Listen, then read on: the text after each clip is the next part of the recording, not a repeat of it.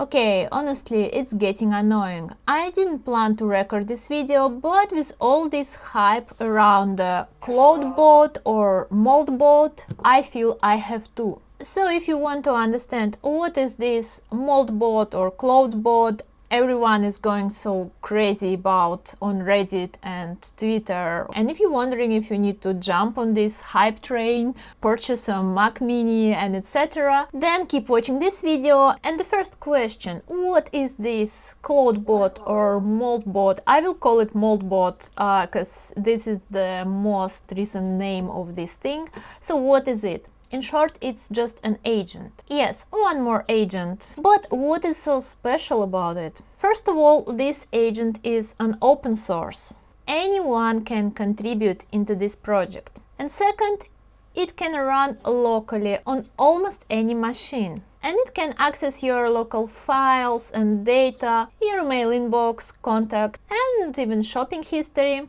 And third, and the most important, it does not need your prompts. It can learn and figure out what to do on its own.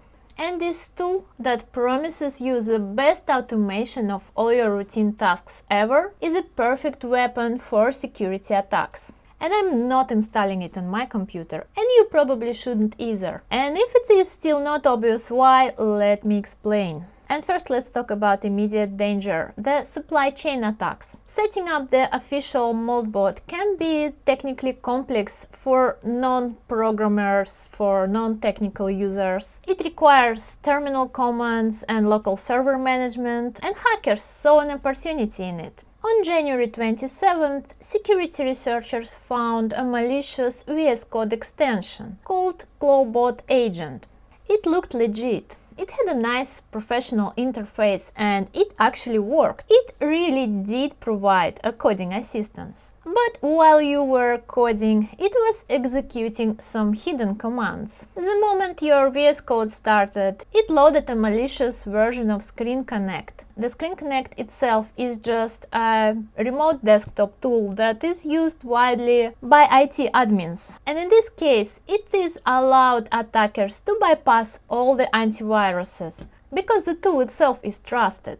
But it gave them a remote control over the victim machine. So even if you're thinking you're downloading a right tool, you can't be sure because the ecosystem around this hyped tool is like a minefield now. And if you want to dive in more details about this security issue, then you can check out this article. I will link it below in the description of the video. And let's move on. And the next security problem with the Moldbot is the Honeypot architecture. So let's say you do install official version of the Moldbot. The security risk does not go away. In fact, it's even getting worse. The Moldbot learns by remembering stuff. It stores memories to not forget who you are. But where does it store them? In plain text, JSON or Markdown files right on your hard drive. These files, often called memory MD or something similar, become your psychological dossier. It stores your project names, the URLs you pasted into the chat, and even your personal anxieties or relationship troubles that you discussed with the bot. And it makes you a perfect object for a cognitive context theft. If an info stealer virus hits your computer, it doesn't just get your passwords. It can get an entire index of your digital life. And it is by definition a honeypot. And the next security hole in the Moldbot is network exposure. Moldbot relies heavily on MCP, Model Context Protocol, to communicate between AI model and its tools. And while MCP on its own is a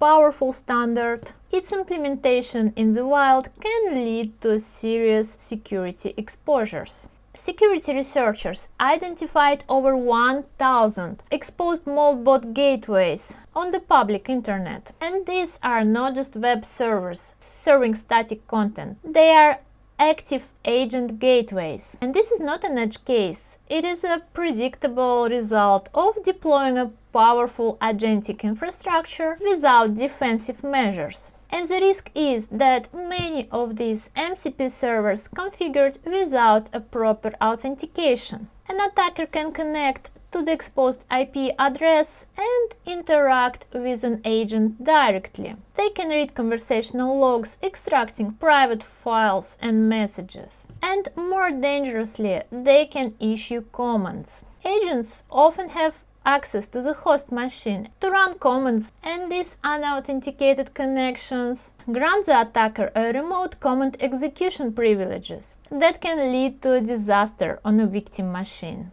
Okay, can it get even worse? And I'll tell you, yes, it can. There is a concept called memory poisoning. It is similar to the LLM poisoning I have video about, and you can check it out if you're curious. So in case of the memory poisoning, an attacker can slip a bad fact into the plain text memory file. Let's say changing the URL of your payroll portal to a phishing website, and your agent will trust it. And next time you tell agent to go to your payroll, it will lead you into the trap. And finally, we have to talk about the operational maturity of the project. The creator, Peter Steinberger, had to rebrand Clawdbot to a Moltbot because of the trademark dispute with Anthropic. And during this chaotic switch, they lost control on their old social media accounts. And crypto scammers immediately hijacked the old accounts, and right now it's a mess. And yes, I love the idea of an independent AI, open source, crowdfunded, running on your local machine. And until we have an encrypted memory, mandatory sandboxing for tools, and secure by default network protocols, this is an experimental tool for the security researchers and not a daily driver for your productivity. And if you value your personal data, then keep Moltbot away from your computer. But if you still want to run some automation on your local machine, there are safe alternatives. Yes, maybe they're not so exciting and powerful, but at least you know what to expect from them. And one of these alternatives is an official cloud agent called Cowork. It is less hyped, but still can do the job and less likely to expose you to the hackers. And if you want to know more about this tool, then stay tuned and subscribe for my channel, and I will tell about it in the next video. Thanks for watching and see you!